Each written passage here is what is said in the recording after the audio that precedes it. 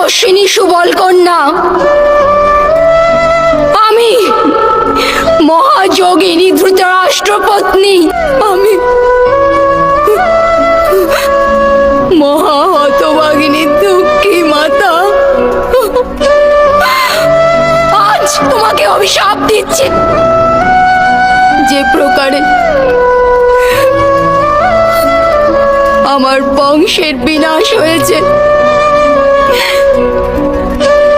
সেই প্রকারে তোমার চোখের সামনে তোমার যাদব বংশের বিনাশ হবে।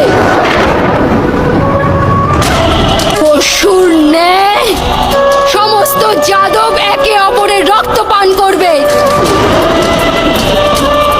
আর বাছুরের ন্যায় সমস্ত যাদব বালক ক্রন্দন করবে। সমস্ত নগরের স্বর্ণ ভবন সমুদ্রের গর্ভে নিমজ্জিত হবে।